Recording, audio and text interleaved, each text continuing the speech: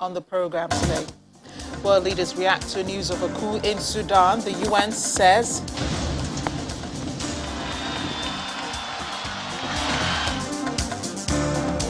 I must have gotten ahead of myself. The UN says the world is way off track to reach its goal for capping rising temperatures. Plus, a former prince in Saudi Arabia says there was a plot to kill the late King Abdullah. Welcome to the program. I'm Amarachi Ubani. Let me just bring you up to speed on what's been going on since news broke of a coup in Sudan today and the reactions. Protesters have hit the streets. They say there's a lot of confusion, fear and solidarity on the streets, so also barricades on certain streets. There's also an internet blackout in Sudan. You have the army only guarding the army headquarters and the bridges. There's also tension and violence, reports from people on the streets. Now, as expected, world leaders have condemned the coup, the latest being the UN Secretary General, Antonio Guterres. Just one day after the UN marked its 76th anniversary, Mr. Antonio Guterres said on social media, "I condemn the ongoing military coup in Sudan. Prime Minister Hamdok and all other officials must be released immediately. There must be full respect for the Constitutional Charter to protect the hard-won political transition. The UN will continue to stand with the people of Sudan." The UK's Minister for Africa, Vicky Ford, called the coup a betrayal of the Sudanese people and the democratic transition. She calls on security forces to release Prime Minister Hamdok and other civilian leaders, and those who do not respect rights to protest without fear of violence will be held to account. The African Union says it is dismayed about the events in Sudan and has called for the immediate resumption of dialogue between the military and civilians. The US is also deeply alarmed by news of the coup, saying it contravenes the democratic aspirations of the Sudanese people. The Arab League says it's concerned for Sudan's transition to civilian rule. While, finally, the European Union's foreign policy chief, Josep Borrell, called for stakeholders and regional partners to put the process back on track. In the meantime, here's a recap of what happened today. Tension is high in Khartoum as protesters gather on the streets on Monday morning amid reports of a military takeover.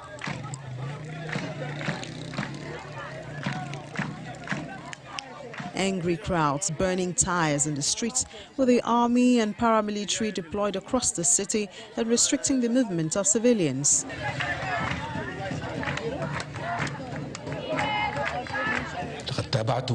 Members of Sudan's transitional government, including Prime Minister Abdallah Hamdok and other civilian leaders, have been arrested.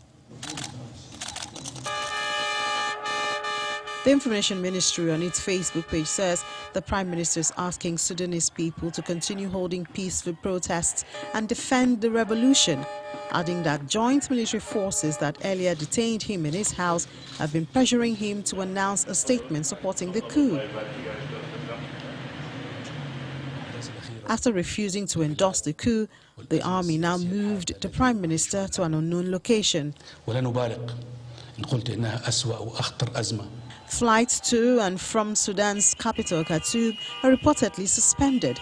Khartoum International Airport closed and access to it blocked. TV and radio stations also were stormed by the military and internet access blocked. Assalamu alaikum wa rahmatullahi wa barakatuh.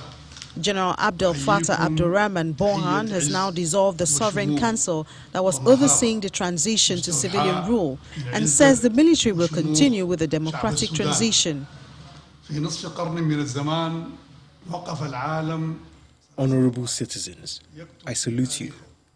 We stress here that the armed forces intend to complete the democratic transition until the country's leadership is handed over to an elected civilian government. The mechanisms of the transitional period were based on stages and a continued balanced agreement between the civilian and military leaders to move towards a general election from the basis of the work that has been carried out over the past 2 years. But this balanced agreement has turned into conflict. This is our country, and conflict between its institutions can threaten the unity and security of the country. This is what the Prime Minister Abdallah Hamdok stressed on the initiatives he launched in July and October of this year.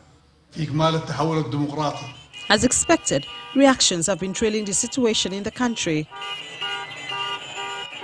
The African Union Commission says it is deeply dismayed by unfolding events and calls for the release of all arrested political leaders and immediate resumption of consultations between civilians and the military. U.S. Special Envoy Jeffrey Feltman says the United States is deeply alarmed at reports of a military takeover of the transitional government. EU's Josep Borrell says the European Union is calling for Sudan's transition process back on track with an utmost concern. The United Nations is also urging Sudan's security forces to immediately release those who have been unlawfully detained or placed under house arrest.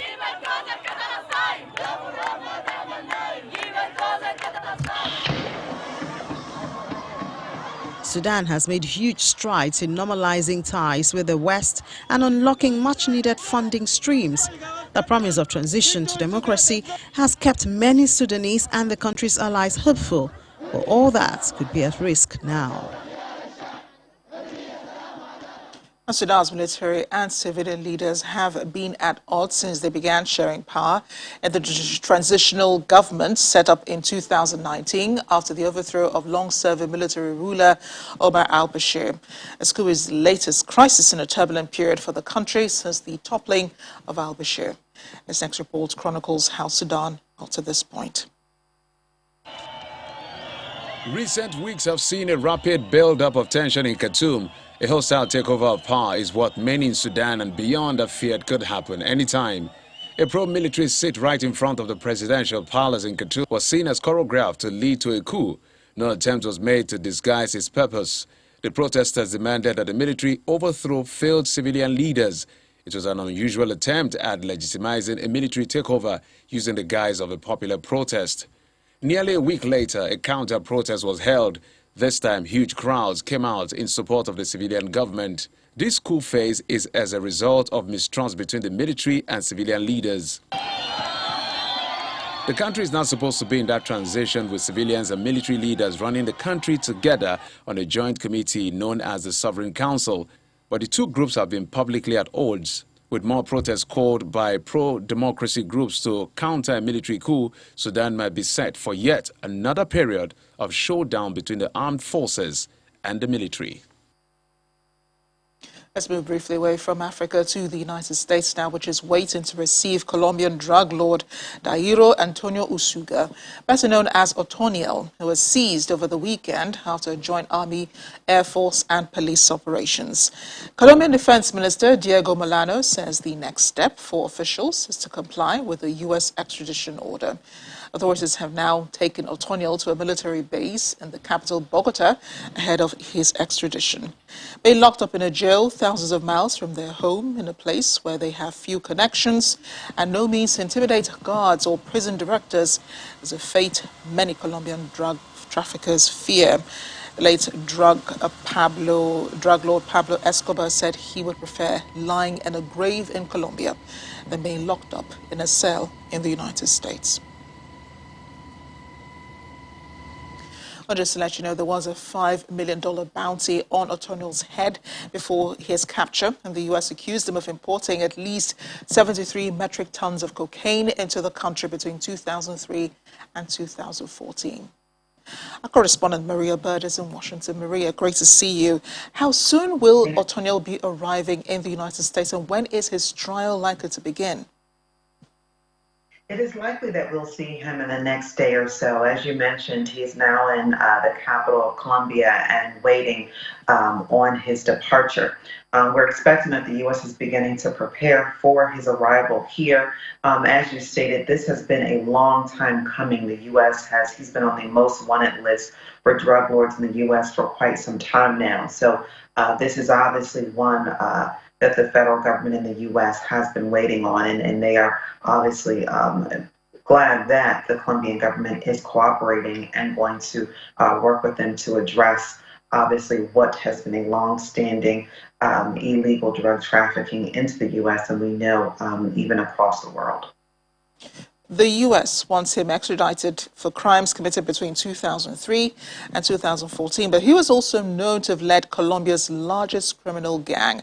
What are you hearing regarding the kind of punishment he might face, first in the U.S. and in Colombia? Well, in the U.S., we know these types of situations, as you mentioned, the largest gang, and we know that one of the greatest focuses in the U.S. for some time has been ending gang violence and the illegal importing and trafficking of drugs, and obviously this means illegal criminal activity that exists in the U.S. And so this is potentially going to unravel some of the cases, and obviously the U.S. government, specifically the Defense Department, those CIA agents, the FBI are going to be very close look as to the other areas that they will be using this extradition and his arrival in the U.S. to look into cases and the violence potentially that has occurred in the U.S. as a result of this drug trafficking and the drug lord. And so that is going to become the focus in the beginning, is trying to get more information to end gang activity and illegal drug trafficking. And then you will probably see the trial will come, some weeks or months after. The beginning is going to be a lot of investigation to try to get as much information as possible. And obviously safety and security is going to be key and critical because, there oftentimes you see unfortunate things happen when individuals like this are incarcerated in U.S. jails. So this is the safety and security highlight the focus. Okay, Maria. Now, Antonio was well known to authorities in Colombia, and I think they have been on his trail for a really long time, and also to the United States, having been a ringleader so long. Surely authorities must be going after his associates as well. That is where the investigation is going to come into play. That's what they're going to be spending the beginning of the time. You probably will see once he arrives, he will be sitting in rooms being questioned by authorities for quite some time, and that will lead to uncovering other crimes that exist. And obviously that's what they're going to be using to create the case. They're going to be using that to have the information and evidence for the trial that they are expecting, and this will potentially provide additional evidence and information for the Colombian government, which is why I think they are so eager, and not only eager but willing to extradite him to the U.S. Well, the next few days will be critical, Maria, and we'll be reaching out to you for more information as they develop. Thanks again. You're welcome. October 24th every year is called the UN Day. The global multinational organization, was founded on the UN Charter back in 1948. The UN is 76 this year. Secretary General Antonio Guterres says despite the complex changing global challenges, it remains the only global body able to tackle them. 76 years ago, the United Nations was created as a vehicle of hope for a world emerging from the shadow of a catastrophic conflict. Today, the women and men of the UN carry this hope forward around the globe. COVID-19, conflicts, hunger, poverty, and the climate emergency remind us that our world is far from perfect. But they also make clear that solidarity is the only way forward. We need to come together to tackle great challenges and advance the Sustainable Development Goals. By ensuring that every person, everywhere, has access to COVID-19 vaccines sooner rather than later. By securing and upholding the rights and dignity of all people, especially the poorest and most disadvantaged, girls and women and children and young people. By seeking an end to the conflicts that scar our world. By making bold climate commitments to save our planet and living up to them. And by building global governance that is more inclusive, networked and effective, as detailed in my recent report, Our Common Agenda. The values that have powered the UN Charter for the last 76 years, peace, development, human rights and opportunity for all, have no expiry date. As we mark UN Day, let's unite behind these ideals and live up to the full promise, potential and hope of the United Nations. Floodwaters have begun receding in parts of northern California following a powerful storm that drenched the wildfire-scarred region on Sunday. Up to 10 inches of rain were expected to wash over the west coast. The storm was described as a bomb cyclone, an intense weather event when the barometric pressure drops quickly. Cars were seen driving through flooded intersections in San Rafael before sunrise, while in nearby Mill Valley, birds were seen resting on a partially flooded athletic field. The storm follows the busiest wildfire season in California history and heightens threat to flash flooding. Much of the region is in severe, extreme, or exceptional drought, as classified by the U.S. Drought Monitor.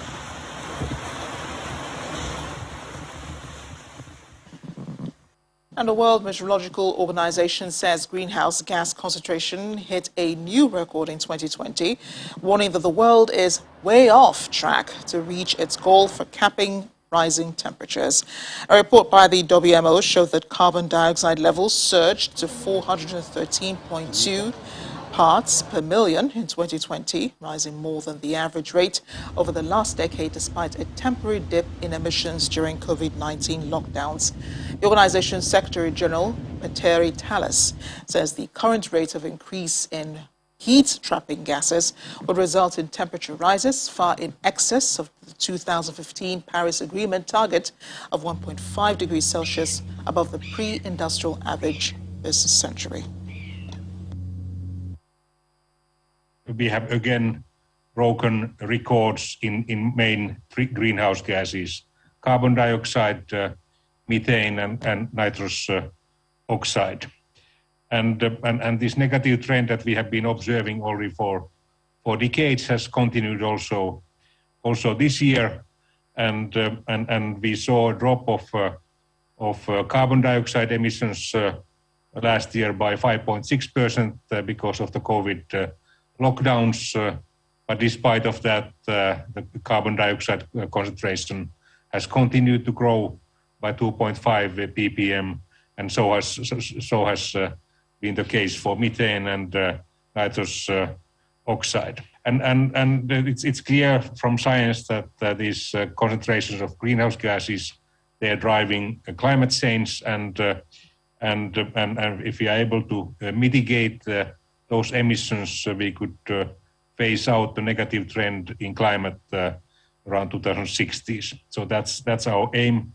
But we have also some parameters and some features that will continue for even hundreds of years, and that means melting of snow and ice and melting of glaciers and related sea level rise. So we have already reached such a high concentration of carbon dioxide that the problem doesn't go away fairly soon.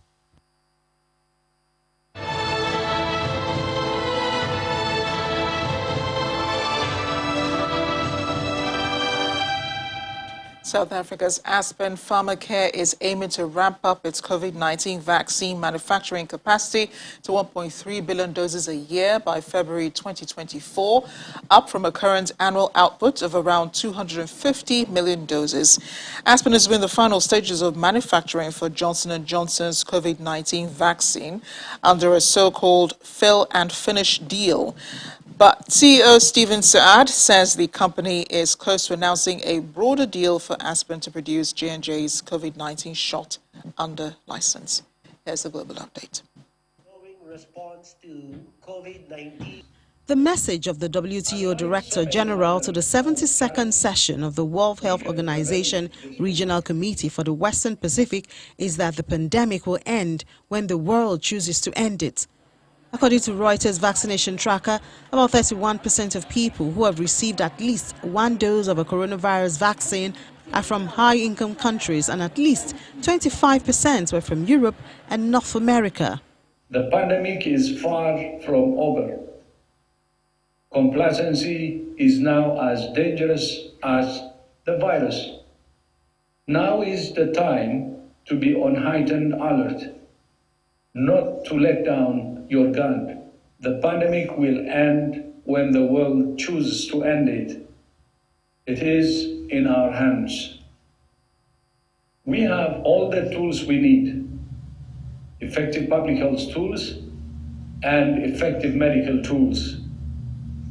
Unlike so many other health challenges, we can prevent this disease, we can test for it, and we can treat it. But those tools have not been shared equitably.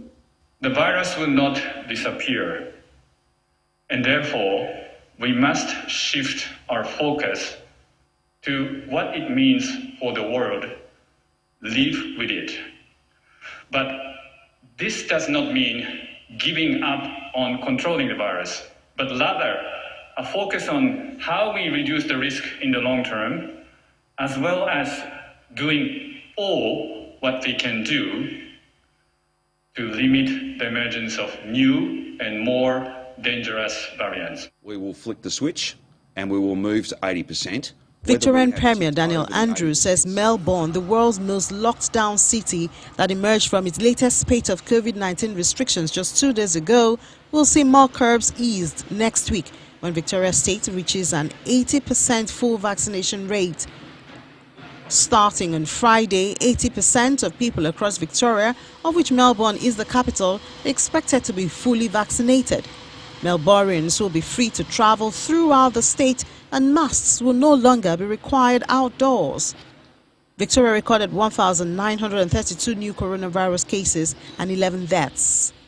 There's a fundamental agreement that we have reached with the Victorian community. We asked you to get vaccinated. You have done that in record time and in record numbers. And that means we have to open the place up and we have to have a series of rules. We have to have settings that are the lightest touch possible, that are the simplest, that are the most easily understood, that are as close to normal life as possible. Romania has made wearing face masks in public places mandatory as the government tightens restrictions, seeking to stem a surge in COVID-19 cases and deaths.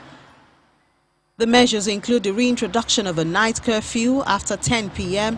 and mandatory health passes for entry to most public venues. Romania has reported record numbers of daily coronavirus deaths and infections this month and said that the hospital system is stretched to breaking point. Vaccination were on the rise last week as people apparently responded to dramatic news images of overcrowded hospitals and people dying.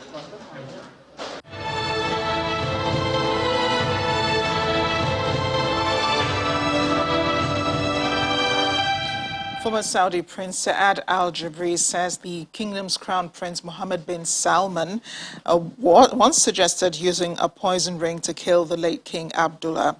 Al Jaber was speaking during an interview with CBS. He said Prince Salman told his cousin in 2014 that he wanted to do so to clear the throne for his father. There were tensions within the ruling family at the time over the succession. Al Jaber has warned that Crown Prince Mohammed, Saudi Arabia's de facto ruler and the son of King Salman, was a psychopath, a killer in the Middle East with infinite resources who poses threat to his people, to the Americans and to the planet. He alleged in a 2014 meeting the prince suggested to his cousin Prince Mohammed bin Nayef, the then interior minister, that he could arrange the killing of King Abdullah. The Saudi government has called Mr. Jaber a discredited former official with a long history of fabrication. Legal documents reveal that Hollywood actor Alec Baldwin was drawing a revolver across his body and pointing it at a camera during a rehearsal on a U.S. film set when it fired with tragic results. Cinematographer Helena Hutchins was killed, and director Joel Souza, who was standing behind Hutchins, was also hit and injured. Affidavits containing statements from Souza and camera operator Reed Russell have shed more light on what happened. Court documents said Baldwin was handed a prop gun and told it was unloaded. Meanwhile, hundreds of people turned up on Sunday night in Burbank, California, for a candlelight vigil to honor the memory of Helena Hutchins. Mourners lit candles and said Hutchins' name as a slideshow of her pictures were displayed on a wall in a private parking lot. We're in the program on a high note, though. Moustaches and beards in all sizes and shapes could be seen at the annual beard competition in the South Bavarian town of Egging am See on Saturday. It is in Germany. Around 100 proud beard wearers came together for the Beard Olympics and the German Beard Championships to compete with each other in categories such as Moustache Dali, Whiskers Freestyle, or Full Beard Natural with styled upper lip. This year's winner in the category Moustache Imperial, Ralph Schulz, has been wearing his beard for 7 years now and is a regular contestant in beard competitions. Apart from a good hair growth, it's all about shaping and grooming. Beard wearers and future presidents of the East Bavarian Beard and Moustache Club, Christian Feitsch, describes how this competition goes. His secret, however, for hold and shape is simple: hairspray and, of course, hairdryer. That's the world today. Thanks for watching. I'm Amarachi Ubani.